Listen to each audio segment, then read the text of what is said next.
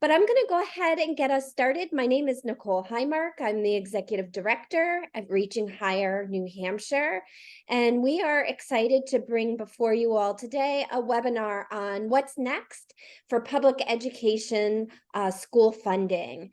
And our talented policy team is going to walk you through a webinar this afternoon that aims to unpack the Senate Finance Committee's proposal for the next biennium budget. But as we begin, and as always, we like to ground us a little bit in Reaching Higher New Hampshire and who we are. We are a public education policy resource center for the state of New Hampshire, and all of our work centers on this idea that all children deserve access to a high-quality, rigorous, and student-centered education that prepares them for a range of opportunities after schooling, be it college, career, and life. And we aim to achieve this vision by providing decision makers, leaders, both tops, grassroots, communities, the research and the information they need to make informed decisions to meet that promise. So without further background, I am happy to introduce both Christina Pretorius, our Director of Communications, and Matt, a Director of Policy, and Matt Girding, our Policy Analyst on our webinar this afternoon. That's A-okay. I've worn many hats here at Reaching Higher, so it's good stuff. So, hey everyone, thanks so much for being here today. It is a beautiful day outside.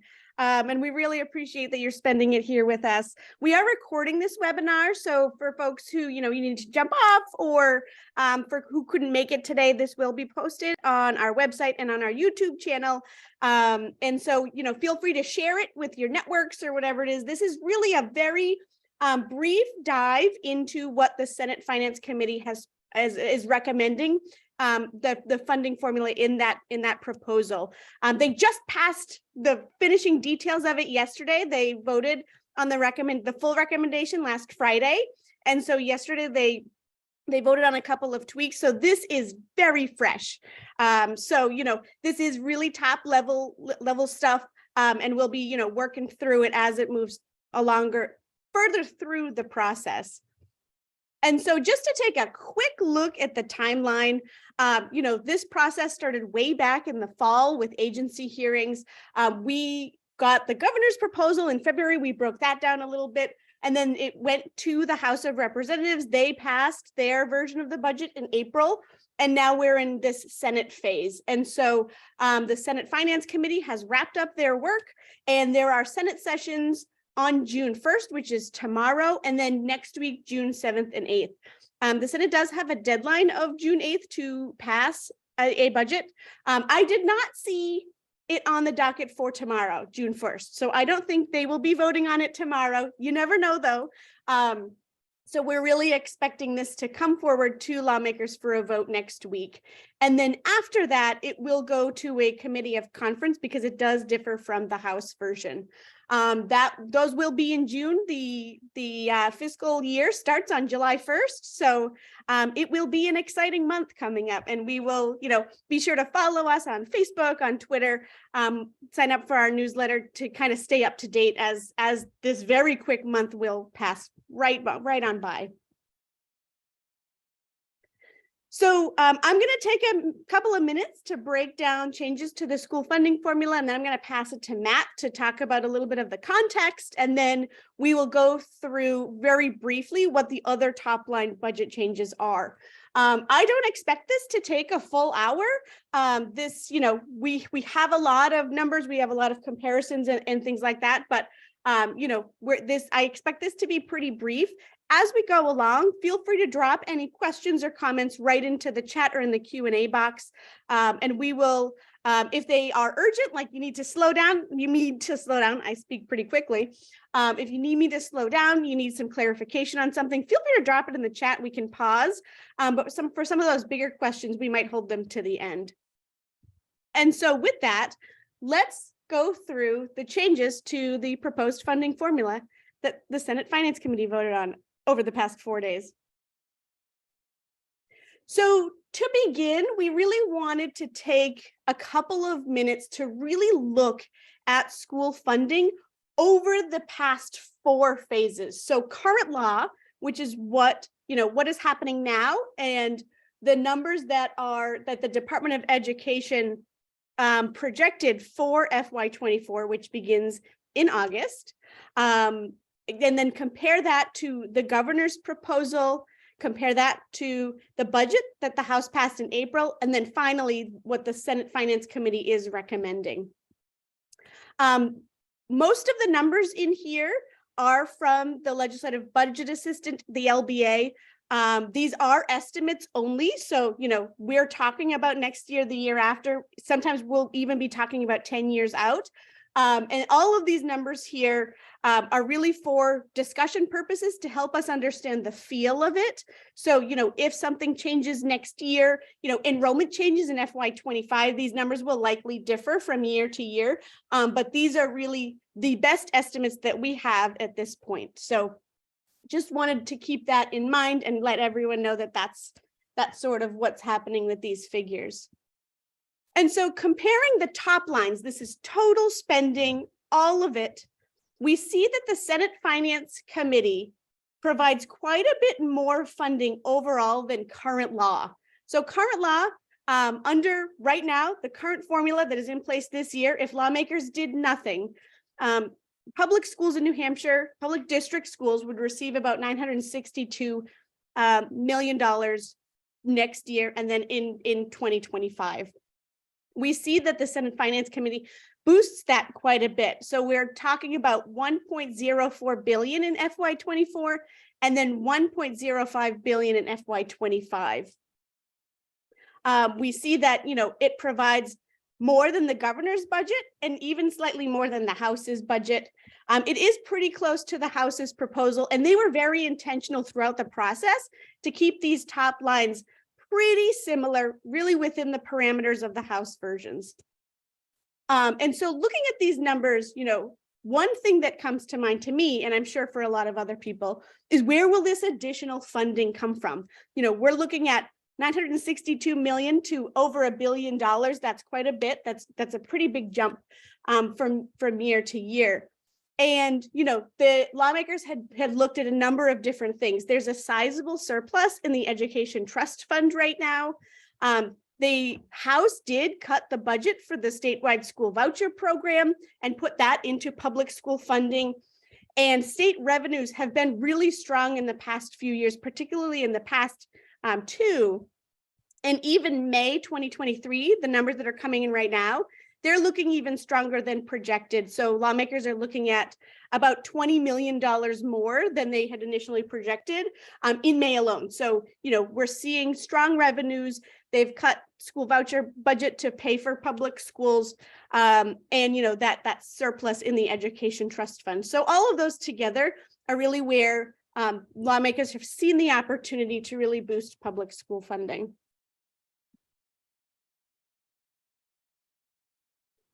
And so looking at it in a bit of a different way, we're going to compare over the biennium from current law to the governor's proposal to the House passed budget and now to the Senate Finance's recommendation. We do see this slight uptick. We see that the Senate Finance Committee overall provides the most funding of all 4 of those proposals. And, I think it's really important here to step back and recognize that throughout the process, lawmakers have really thought about school funding. It's been one of their big priorities this session, is to really look at ways that they can provide more funding to public schools. And so, I think that is really, really important for our students, for our schools, for our communities, and for, advocates and allies and people who are working in this space. We know that hundreds of people showed up to all of the whether it was the House public hearing, the Senate public hearing. They wrote to their lawmakers and really amplified the importance of public school funding. And lawmakers listened. They said it throughout all of their committee deliberations, how they're hearing from communities about how important and how much they need that state funding, how much their schools rely on it to provide really high quality education throughout the state. And so I think that's really, really important to when we're thinking about this, of the power that people have in helping lawmakers think through priorities.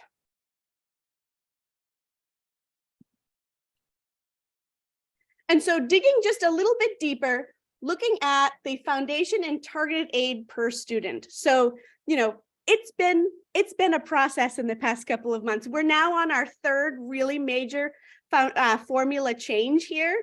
The governor had a very different formula. The House had a different formula. And now the Senate Finance Committee has a completely different formula. So it's a lot to keep track of. And so we tried to create this sort of heat map to see where the differences are and really break down the differences between the formulas, because they do take pretty different approaches. Before we get into it, the governor's proposal, the House's proposal, and the Senate Finance's proposal do have hold harmless grants. So for districts who would lose money compared to current law, all three of those formulas do have hold harmless grants.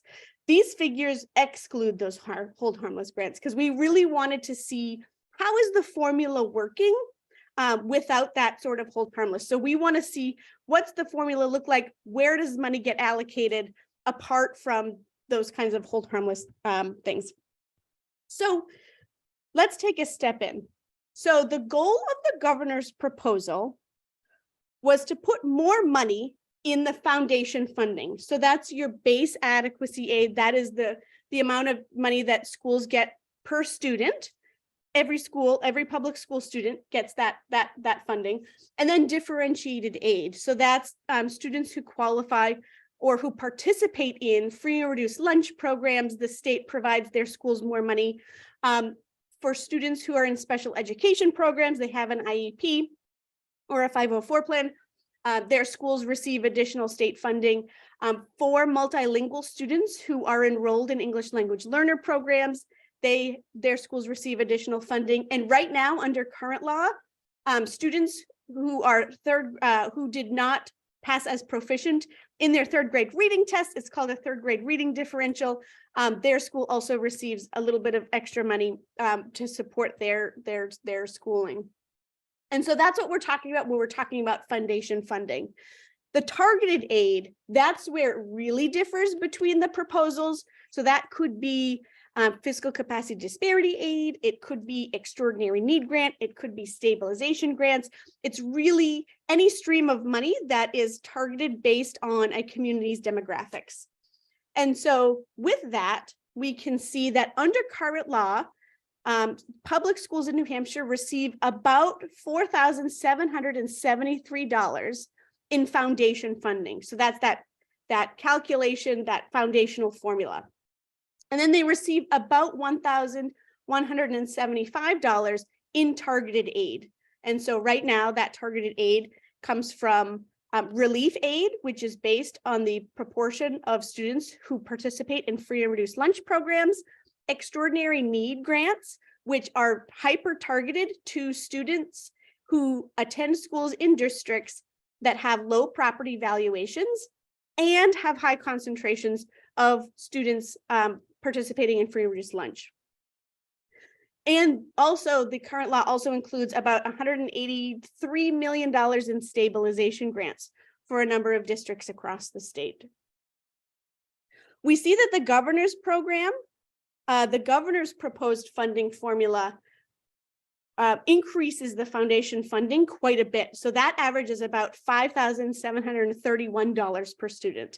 So that's about almost $1,000 more per student than current law.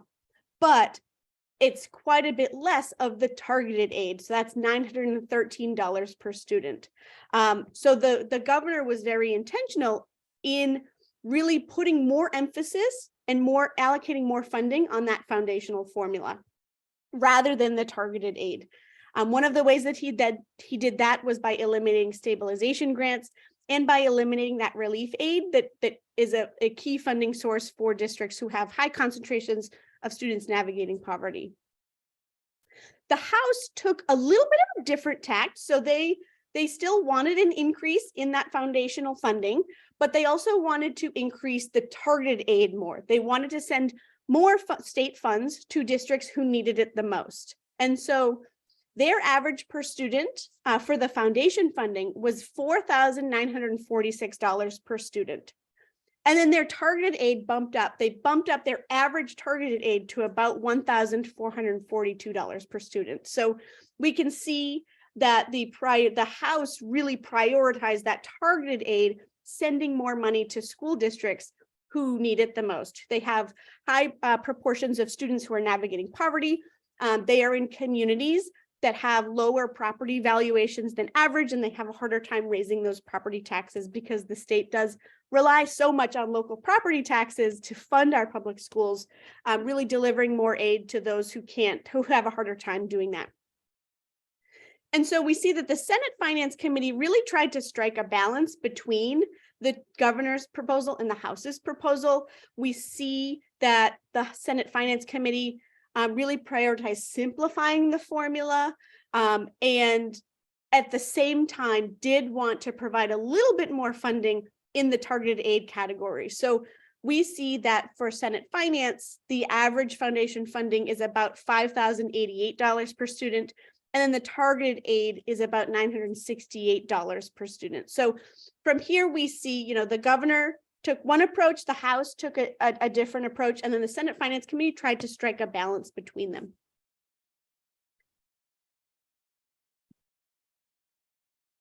And so let's look at that foundational funding. So with the formula under current law, base aid, this is the amount that goes to every student in the state who is enrolled in a public school. Their schools receive $3,866 per student. The governor increased that quite a bit to $4,700 a student. The House took it down a little bit to $4,000, and then the Senate kind of bumped it up just a little bit to $4,100 a student.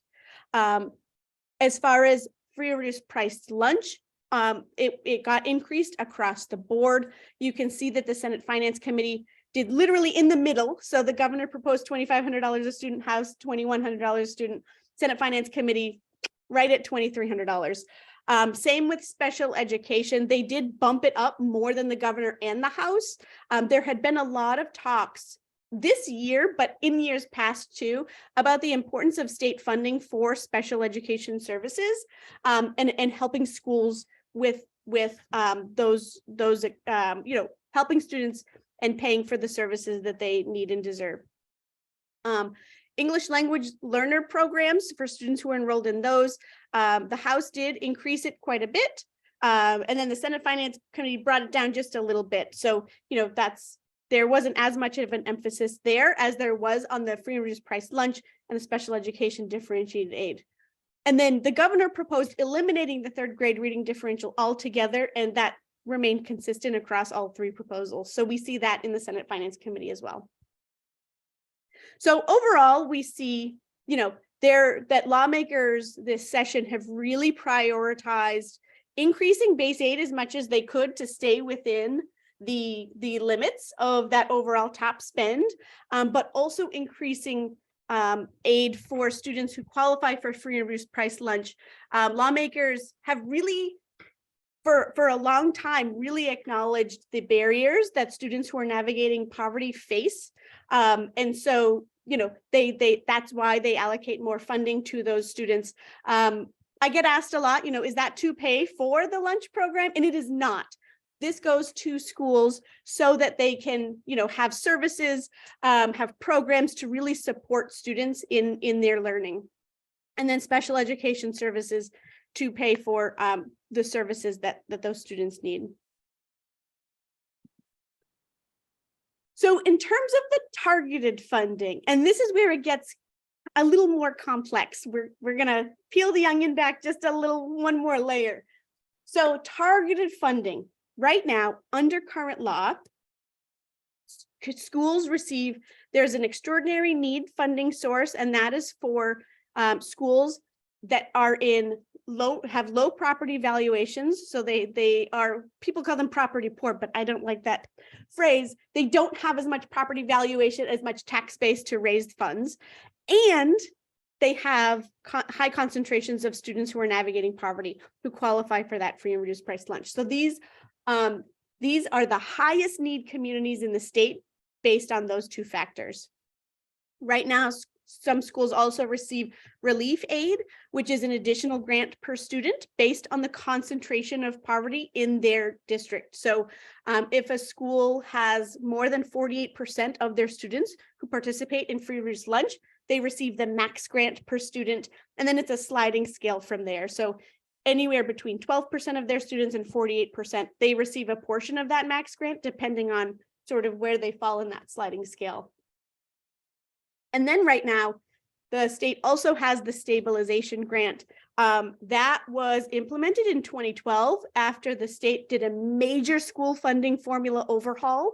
And that is just a static block grant of about $157 million that the districts who receive it receive the same amount every year. It doesn't depend on enrollment. It doesn't depend on anything else except for SWEPT, but that's a story for another day. But most communities who receive stabilization have received it since 2012. So those are the three targeted programs right now. The governor's formula kept extraordinary need, and it would increase it over time, and it would eliminate all of the other pieces, and it would keep a hold harmless provision so that districts who would lose money because they don't receive relief aid or stabilization, they would essentially be flat funded, not taking into account inflation. That hold harmless grant phased out over time, over 10 years. And so in previous research, we found that it really minimized targeted funding in the state and really emphasized that per student funding. The House took a very different approach. So they instituted a number of targeted aid programs. They really diversified the types of targeted funding that schools could receive. They had extraordinary need. They had relief aid. They had fiscal capacity disparity aid, which is a funding stream that New Hampshire has had, and it's kind of been an on and off type of relationship in New Hampshire, where some years they have it, then lawmakers say, no, thanks, we don't want that. And then some years they want it again. So fiscal capacity disparity aid targets funding based on property valuations. So districts who have lower than average property valuations, have a harder time raising funds. They need higher taxes to raise the same amount of funds. That fiscal capacity disparity aid sends money, state money, to those districts to help relieve taxes and help them fund their schools. The House proposal also kept stabilization at 85% of the current value. So it did cut it a little bit, but it did keep it. And then they did also include a hold harmless provision for those districts who, as a result of the funding change, may have lost some state funding based on current law. But that hold harmless provision was much smaller than the governor's. It was about $650,000. And Matt, correct me if I'm wrong, but it was about $650,000 for the entire program. So it was not very large. And then the Senate Finance Committee takes a similar tact as the governor. So they eliminate relief aid, fiscal capacity disparity aid, and stabilization, but they increase extraordinary need grants quite a bit, both in breadth and in amount. So right now, the extraordinary need grant qualification is pretty narrow. I don't think that any district in New Hampshire receives the maximum grant per student that they can because of the parameters of the grant. So there are very few districts who qualify. The Senate Finance Committee really opened those doors. So a lot more school districts would qualify for the extraordinary need grant, and they bumped up the amount quite a bit. Under current law, the maximum grant per student is around $3,000. The Senate Finance Committee would increase that in FY24 and FY25 to $8,500 per student. And then in FY26 would increase that to $11,500 per student. So they're putting a lot more money into that extraordinary need category and expanding eligibility for it, with really the goal of simplifying that formula and sending funds to districts who need it the most. There is a pretty healthy hold harmless in there too. It does cover a number of districts. With the increase in the amount in FY26, the hold harmless amount does go down, but it is still pretty big, and it does phase out by 2034. And so looking at the amounts, so we see the Senate Finance Committee, if we compare to just current law, extraordinary need grants, the state currently puts out about $9.6 million in extraordinary need grants, $17.5 million in relief aid, and then $157 million in stabilization. The Senate Finance Committee would increase you can see just how much it would increase to $151 million in FY24. And that is to those school districts, again, who have lower property valuations and higher concentrations of students navigating poverty. And then their hold harmless provision is about $63.2 million. I will say that this does not include the amendment that they passed yesterday. So the hold harmless provision would hold districts at 102% of this current law estimate. Yesterday, they passed it to about 104% of that estimate. So it does bump it up a bit. I believe it bumps it up by about $6 million. So that's probably closer to $70 million in FY24. And again, that $70 million, that hold harmless provision, also it fades out over 10 years. So every 2 years, there's a 20% drop, and it is eliminated altogether by 2034. And so, you know, we see here the differences in sort of where different proposals went. And we see that the governors here had very little targeted funding, $87 million there, $9.6 million in extraordinary need.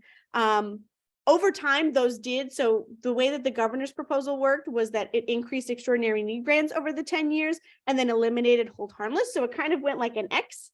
But a lot more of the emphasis, a lot more of that funding really went to that foundational formula part of the side. So his emphasis was really on that per student rather than this targeted funding and basing it on communities who need it the most.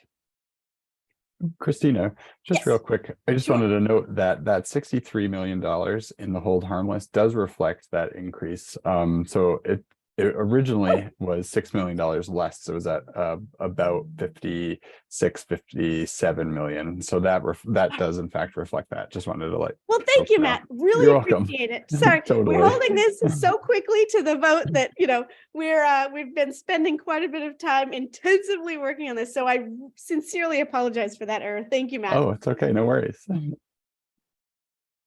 All right, so kind of breaking down the Senate finance formula a little bit. It does increase per student funding and simplifies that formula. It increases the base adequacy and the differentiated aid over current law. It does eliminate the relief aid. It eliminates stabilization grants, but it does expand eligibility for and the amount of those extraordinary need grants. That hold harmless provision. So over time, it would hold districts wouldn't receive less than 104% of what they were told that they would receive by the department earlier this year. So it's that plus 104%, plus 4%. One other thing that I did, as I was kind of thinking through this a little bit, that I did want to mention is that since we are going to a new biennium, this school year compared to next school year, there is under current law, there's an inflationary increase of 2.1%. So schools next year in August would receive that base aid is about 2.1%. It's adjusted. And so that 4% increase is on top of it. So I guess one way you could very simply think about it is this school year that's ending in 3 weeks, as my kids continually remind me of, between this and that hold harmless grant would actually be about 6%, because there's the 2% increase and then that 4% increase. So compared to this year that's ending, that's about a 6% jump. And then with the Senate finance formula, every year it would be a 2% increase per year. So that's in the base amounts, that's in the differentiated aid, that's in the extraordinary need grant. It would increase 2% a year beyond that. And that is different from current law. Current law, the Department of Education takes the inflationary amount and applies that every biennium. So school districts get what the adjustment is every 2 years. This would switch that to every year. And that really is to be more reflective and to really keep up with year-to-year differences, because when the governor initially introduced that, he had talked about how often he hears from school leaders that it's hard to keep up, especially in those off years, with the rising costs of everything from, maintaining their buildings to paying their staff to retirement and insurance and those kinds of things, all of the things that it takes to run and operate a school. Not having any sort of inflationary adjustment each year gets really difficult. So the governor really prioritized that, and that stood in the House and in the Senate finance formula. So the Senate finance formula does provide more funding to communities over current law, over the governor's recommended budget, and over the House passed formulas. And also important to note is after the hold harmless grant phases out in 2034, it will be a solely student-based formula. And that's really important for every district, but it's especially important where we're in a state now of steadily declining enrollment. So statewide, our enrollment has declined about 1% a year for the past 2 or so decades. And that decline, it's not in every district. Some districts are gaining students, but some are losing students more than that 1% a year. And so having a formula that is 100% based on enrollment is something that the state really needs to consider, and is something that, we will certainly be looking at now in 5 years and 10 years and that kind of thing. So it's just something really important to keep in mind as we go forward.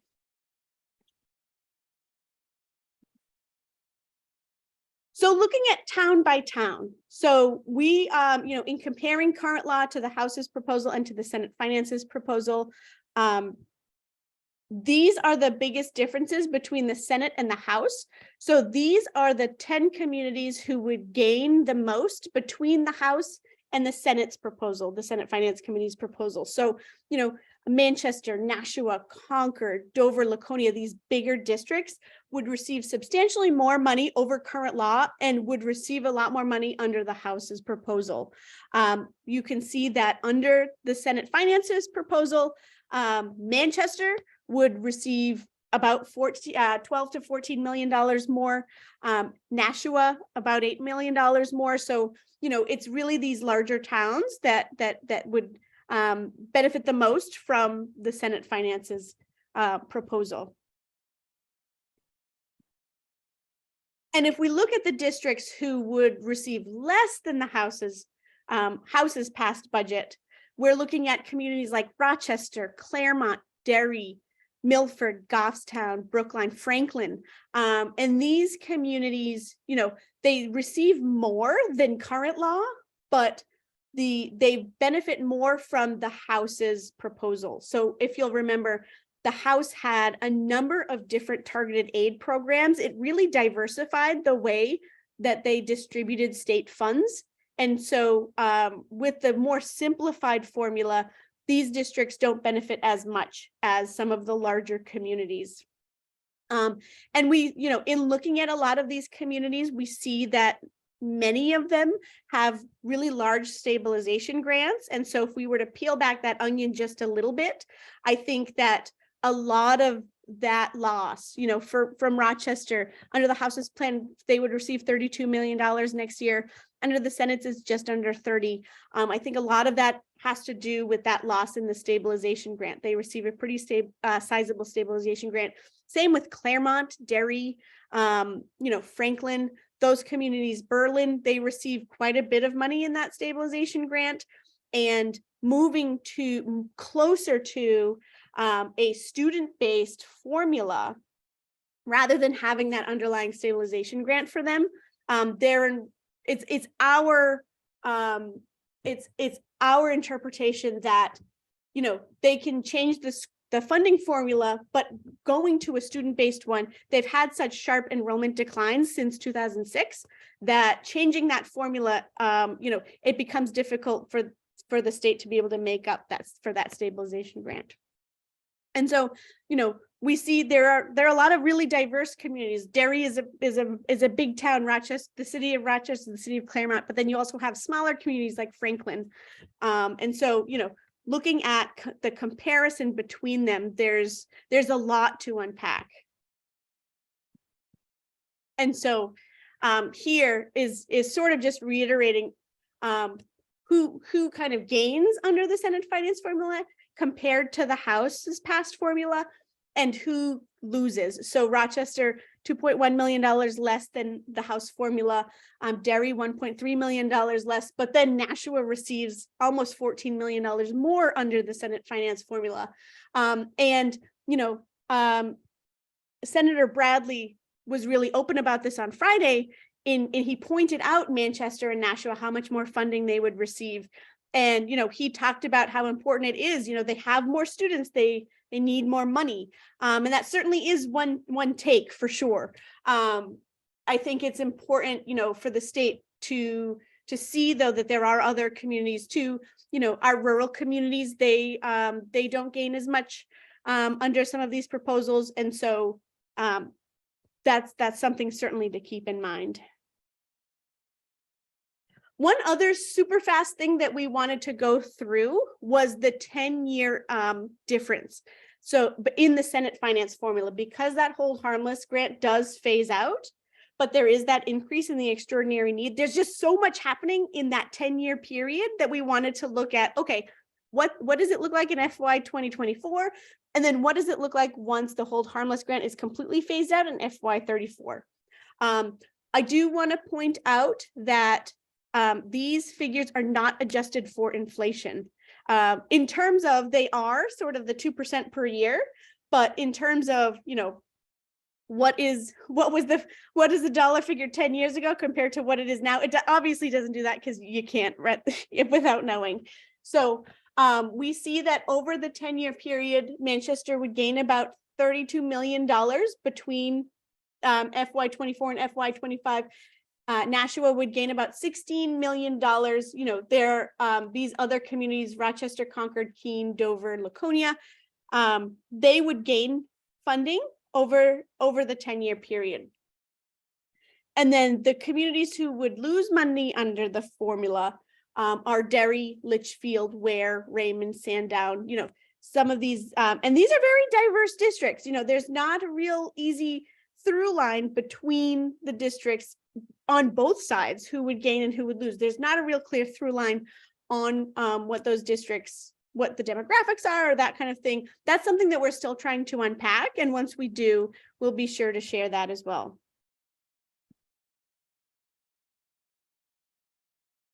And so just to look at, you know, just to go back to comparing the proposals over time under current law, you know, over the next biennium, FY 24 and FY 25, we're looking at about $1.93 billion in state funding. Senate finance increases that quite a bit to $2.08 billion in funding. But I think what's really important to note that even though it is an increase, we see that the slice of it is still pretty small. So under the current formula, the state funds about 27% of the total expenditure spent in public schools, which is somewhere around $3.5 billion per year. Under the Senate finance formula, it does increase that, but you know, it's still not even a third. So the state is, you know, local school districts are still raising 71% of the funding based on local property taxes. And I think that's something really important. And I'm actually going to kick it over to Matt because he is an expert in this area. Thanks, Christina. Yeah, I think it's just important to keep in mind that as these budget proposals have been developed by both governor, the House, and now the Senate, there have been 2 education funding lawsuits that continue to remain unresolved and continue to being heard and happening in the background as these different proposals have been developed. As Christina mentioned earlier, the governor, the House, and members of the Senate have all shown a bit of willingness to work towards increasing education funding, and we're certainly seeing that play out as these budgets have been made. But I think it's possible that some of that could come from their desire to try to maybe meet some of the goals that have been set within these lawsuits, or maybe even just some of the pressures that have been put on them. So it's worth noting that the first lawsuit that just actually had its trial just concluded is the Conval versus State of New Hampshire lawsuit, which is essentially a lawsuit of 16 districts, the primary district school district being the Conval School District, that are all essentially joined together to claim that the costs that are associated with funding education are far above what the state is providing in its funding. Again, as Christina had mentioned earlier too, this current Senate proposal essentially raises $5,000 per pupil in terms of foundational funding, as well as very just shy of $1,000 per pupil in the targeted aid. But it's worth noting that those two amounts combined still are less than the districts are claiming that the state should be paying for adequacy aid. The districts, Conval and the others, are saying it should be somewhere close and north of $10,000. So again, even though these budgets do show these increases, they're still not essentially meeting what the proponents for increased funding, such as these 16 school districts, are saying that the state should be providing. The second lawsuit that's currently in progress, similar but different than the first, is the RAND lawsuit. This is again the name of an individual taxpayer who is joined by a number of other taxpayers who are claiming that the statewide property tax, which is also known as SWEPT, which is one of the main funding sources for education funding, these taxpayers are claiming that this system of taxation is unconstitutional in the way in which it's administered. It's worth noting that, again, the budget proposals we've been talking about today, especially the Senate one that we've been discussing, none of them include any sort of proposals to change SWEPT in any way. So the outcomes of these lawsuits are still a bit far away. The Conval one will hopefully have some decisions made in the fall. The RAND one likely a similar timeline, but it's possible that both of these will then be appealed to the Supreme Court of the state of New Hampshire, which will delay the process even further.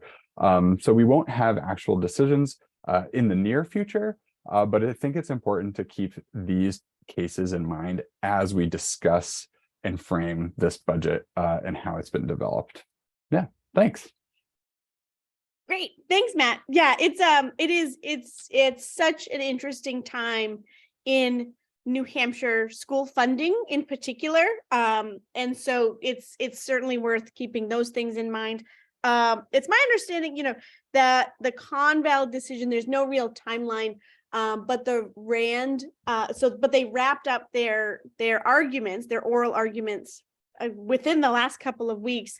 And the oral arguments for the RAND case are starting in the fall. Is that right, Matt? Mm-hmm. Yeah, that's right. All right, cool. So we'll keep an eye on those things. But they may, they may impact school funding in the future. But there's nothing in this district, in this budget proposal that sort of does like hints at that or anything like that. So in talking about some of the other budget highlights, there's a lot more happening in the budget other than the foundational formula. The Senate Finance Committee has removed the WEYLER amendment. So this, if you'll remember, is the amendment that the House passed as part of their budget, which would reduce the state contribution to the Education Trust Fund. It would eliminate the fund surplus by 2025, and it would move funding of programs for school building aid, for special education aid, which is the special education aid formerly known as catastrophic aid, not the adequacy-based funding that we were talking about earlier. This is the additional funding for students with higher needs, and then funding for career and technical education. So the WEYLER amendment would move those programs to the general fund, would essentially require them to compete with other non-education programs for funding every biennium. And the House passed that, but the Senate the Senate Finance Committee is recommending removing that amendment. So returning to the way that the Education Trust Fund had always been funded, and moving those programs back into being funded from the Education Trust Fund.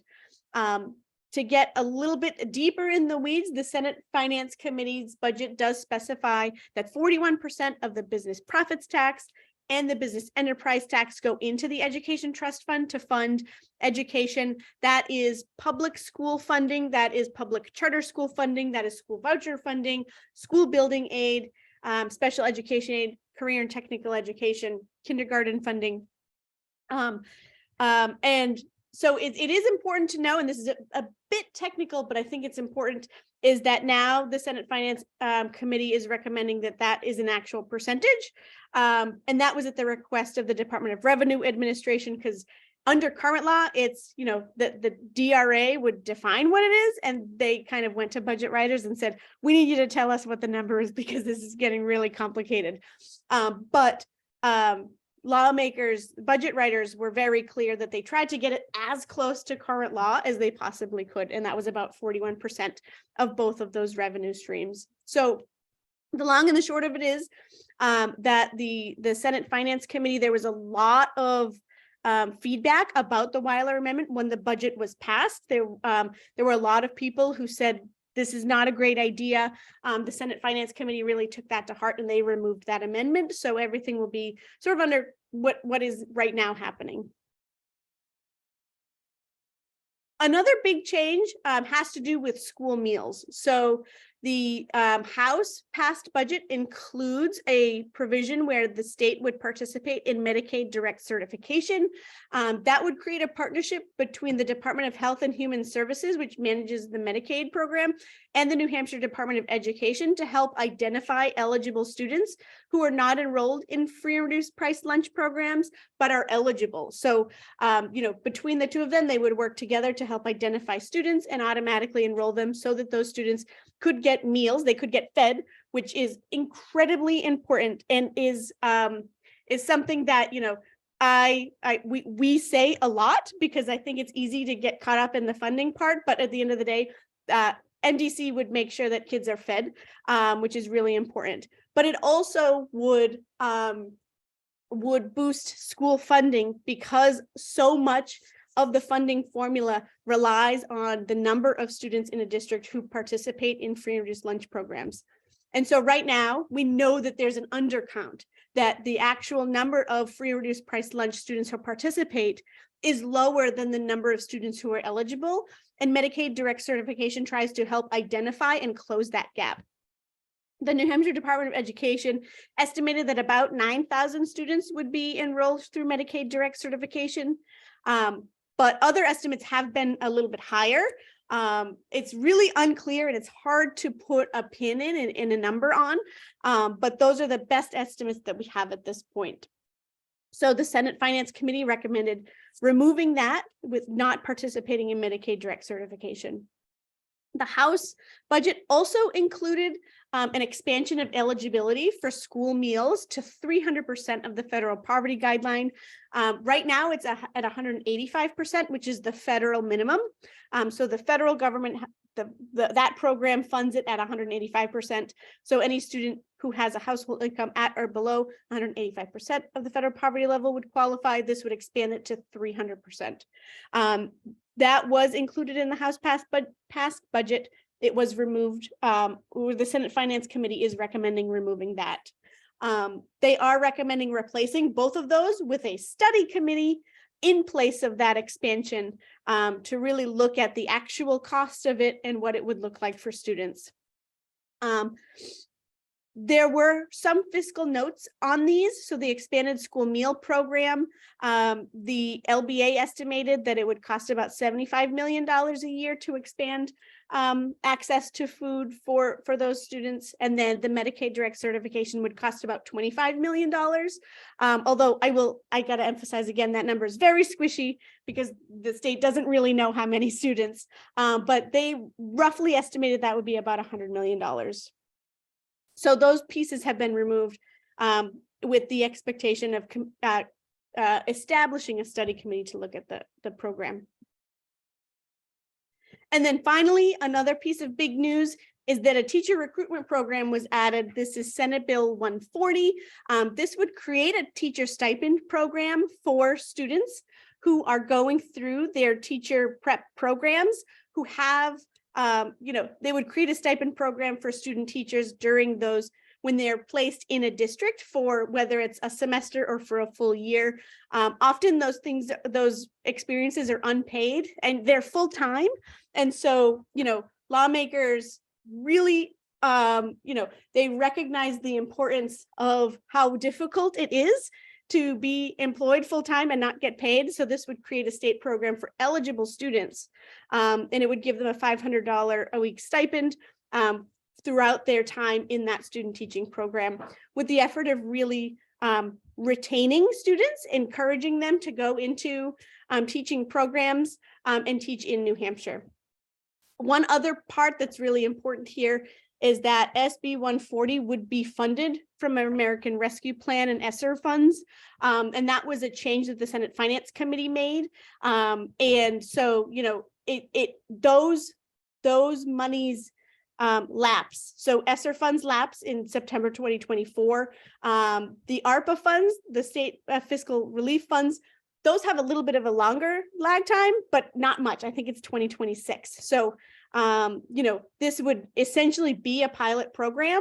And so it'd be really important to keep an eye on it and see, if it's working really well, will budget writers put that in funded from state funds in the future? So that's another exciting and important piece in terms of recruiting and retaining really high quality teachers in the state. And noticing the time, we are going to go super fast through some of the other big high-level highlights. School building aid, Senate Finance Committee didn't do much with it. There's still about $43 million in building aid. They still don't have that one-time fund that was proposed by the governor, so no changes in school building aid. They did increase charter school funding a bit, about $1,700 per student.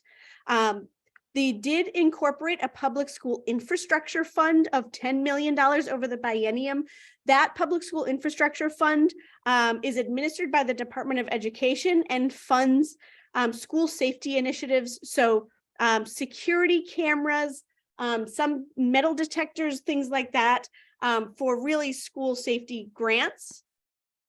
There's also $1.5 million for a school guardian pilot program. This is very new. The commissioner proposed this on Friday, I believe. And so the point of the school guardian pilot program, this is for Cheshire County. So the Cheshire County Sheriff would be able to appoint 15 school guardians to provide armed security at schools within the county. And so this is a very new program for New Hampshire. I've seen similar programs in Florida, but new to New Hampshire. So looking at that, the Senate Finance proposal reduces CTE tuition and transportation by $4.4 million over the biennium. They restored the investment in computer science. That $4 million that the department requested is back in the Senate Finance proposal. And they did put $1 million into creating a civics textbook and revamping civics curriculum. And then finally, there are a number of bills that haven't been included by the Senate Finance Committee. I will take this moment to say that, there are always floor amendments that people can vote on. So that doesn't preclude these from being a part of the Senate passed budget.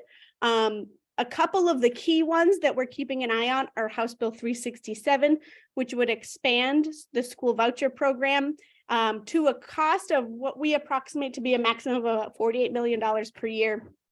SB 217, which would create a rural and underserved area education program. And then SB 265, which would create a multi-tiered system of support for children's mental health. So those are the kind of key bills that aren't in the package, but may be included on the Senate floor. We're not really sure, as we don't have a crystal ball. So just looking at the next steps here, again, Senate sessions are scheduled for tomorrow and then for next week on June 7th and 8th. The proposal will go to a committee of conference where a collection of House members and Senate members will sit down, try to hammer out a deal, and then it will go back to both chambers for a vote. So with that, we are happy to answer any questions.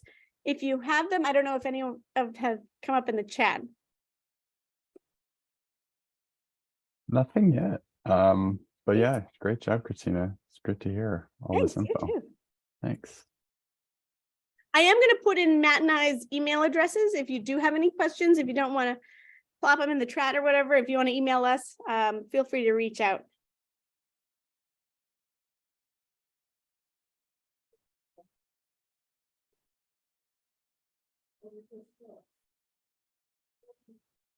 And with that, we will give you back 4 minutes of your time.